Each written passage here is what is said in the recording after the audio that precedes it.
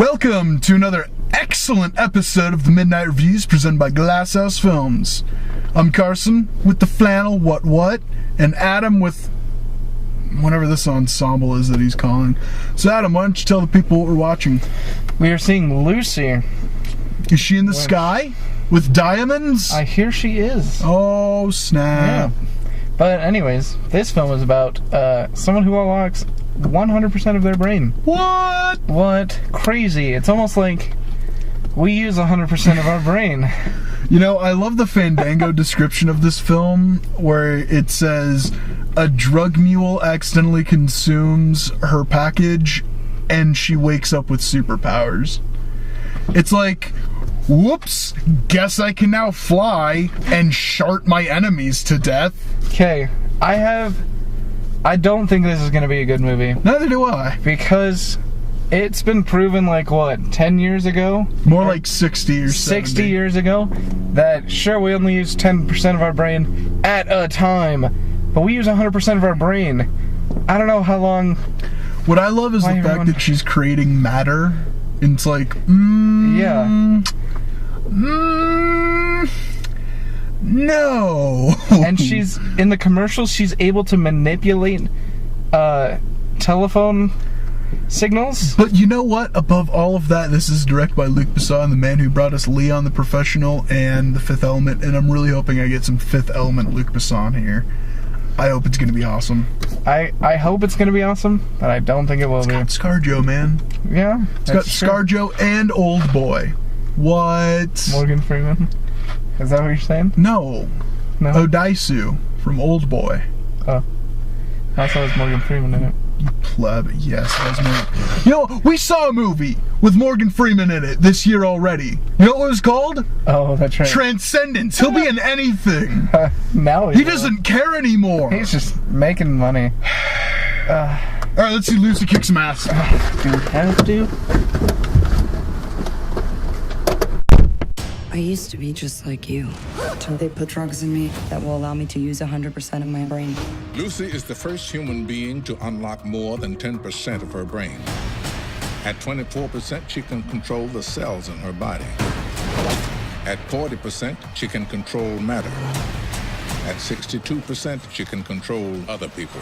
What happens when she reaches 100%? I have no idea.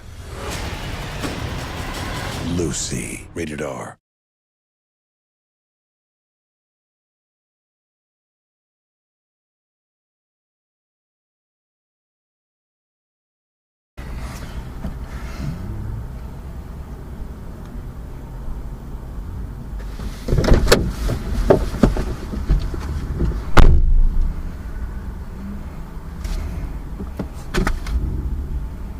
Go ahead and tell him what we just saw, Adam. Well, we just saw Lucy. Why was it so bad? I would say, what was good about the film? Why was it so bad?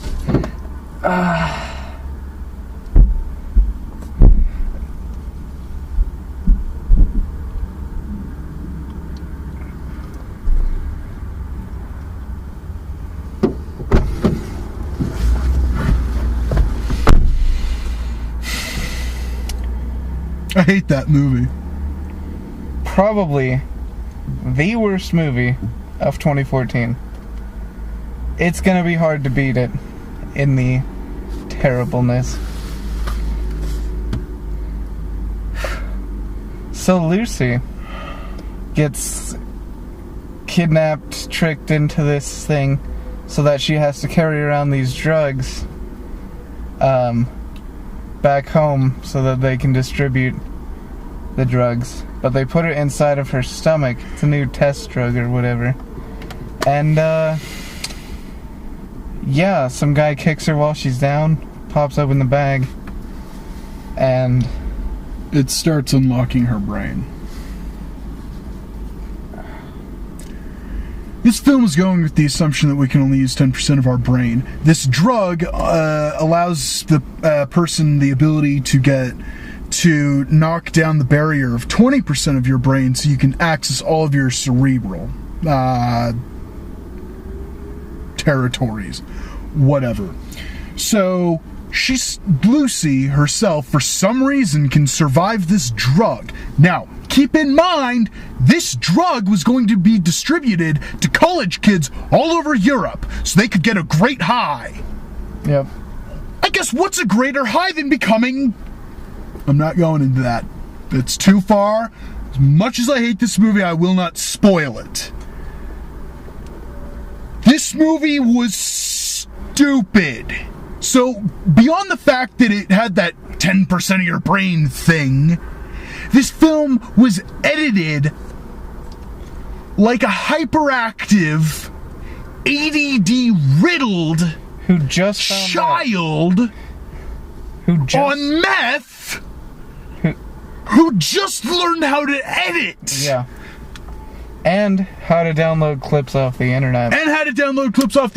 So they're like, let's just put it all in there. Let us give you the briefest example. The point where my mind really went, what? Yeah. This is gonna suck. And it was in the very beginning. It was at the very beginning too. We're treated to the scene where Lucy is trying to be convinced to take this drug to the main distributor guy. I don't even know what he does. What part of this operation is he in control of? He's a crime boss. Of some kind. Anyway,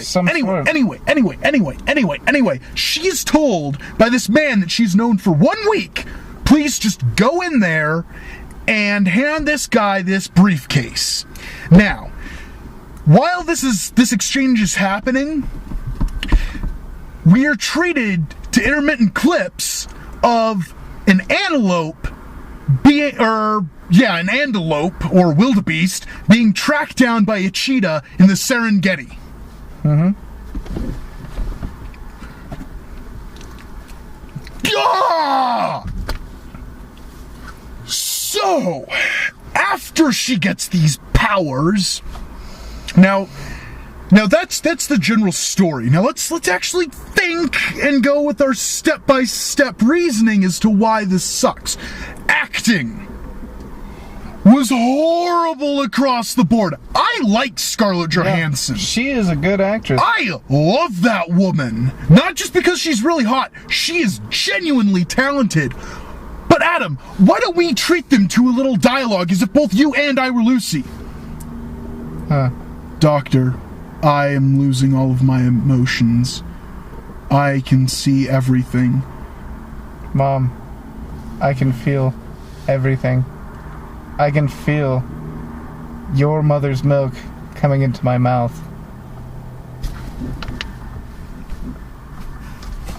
There you go! So, beyond that, we also have a French individual, a French policeman, who is introduced halfway through the film for no reason. I kid you not, no reason. Literally. Next, we have the crime boss. The crime boss, which is a stereotypical gruesome crime boss, who does nothing the whole film but go, do a thing. Do this. He gives some really not so terrifying stares. Yeah, and this guy, Chickman So, or however you pronounce it, I am really angry, I'm sorry if I got that wrong. This man was an old boy. He was Odaisu. I loved his character. He is a fantastic actor. Wasted in this film. So, moving on from there. Now, we've already discounted the stories being anything. Malarkey. And is a whole big old pile of So, story crap, acting crap, CGI, holy crap, that was not Dawn of the Planet of the Apes. Holy crap, that CGI was awful. Totally unnecessary. The Asylum Productions, who create stuff such as Sharknado, would look at this CGI and go, guys, come on, you can do better than this, come on. So, music was crap across the board. It would generic crap. The camera work, terrible. Great fun. Yeah. All in all, this was a horrible movie-going experience that gave me such a headache that I nearly left the film. She gets to 20% and I wanted to leave. Yeah. But I will I will not let a movie this stupid beat me! Out of stubbornness, I decided we are gonna stick through this awfulness. And I just started laughing at one of the parts, and people like turned around like, what is this guy laughing at? And I think it was at the part where the French guy, the French police officer, is like, oh, so I guess you don't need me anymore. Yeah, and she's like, no, I need you. Mwah. For what? Oh, to remind myself of... What? To remind you of what? Walks away, nothing happens, that's it. To remind me. It gets to the point where his character asks another character in the film, Lucy, what is the point of me being in this movie? I don't need to be here. The answer is none. So, after all that, it is abominably bad. And here's the worst part. I can stand some terrible movies. Some terrible movies are some of my favorite films of all time. The Toxic Avenger, Romeo and Juliet. This film is not only stupid, it is so incompetent that it actually enrages you. And it's never fun. There's not a single scene in this entire film that is fun, that you're like, wow, I'm really glad I paid money to see this. Nor was there any point where what Lucy was doing was like, oh man, that's totally awesome, I wish I could unlock 100% of my brain. No. Yeah, honestly, if I could unlock 100% of my brain, I'd be like, no, let's shut that stuff down at 10, I'm okay. Seriously. And then they say that she only has 24 hours to live, and it's been like, she flies to Paris from Korea? That's like from Taiwan, yeah. That's like a 14-hour flight. Why? Okay? But the best part is, why does she only have 24 hours to live? They never even give a reason for this happening. Plus, they already gave that drug in the very beginning to a different guy. Yeah! Which means they had already done this before and administered this drug to other people. So why has this not happened to anybody else? We are never treated to why Lucy is so special, why Lucy is different. Now, of course, that could mean that the randomness of her genetics somehow worked, but at the same time, that's really stupid. Yeah. Again, the first person we see administered this drug is a hardcore junkie. Mm-hmm. He takes a small snort of like a couple of these tiny little pebbles and freaks the hell out. He has a seizure, and Crime Boss kills him. Yeah, he was laughing. Oh well. What kind of high is this supposed to administer? They're supposed to laugh. And why would it be worth it? If it shortens your life, like literally shortens your life, why would anybody want to take it? To be fair, meth shortens your life, but plenty of people take that. But meth does give you a high.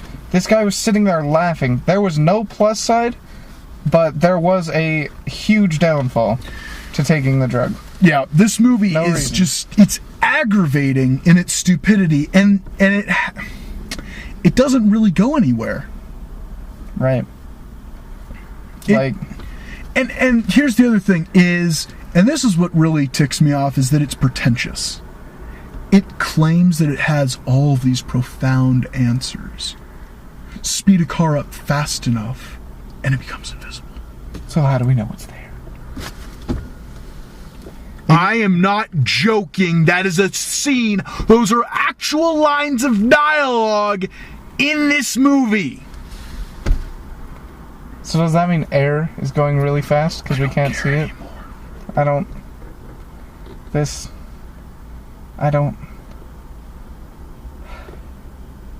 Stay away from this film. I highly recommend not seeing it. Do not see it. It's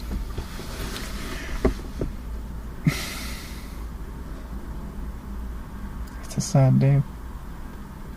On the upper hand, we do have a #1 spot now taken as the worst movie of 2014.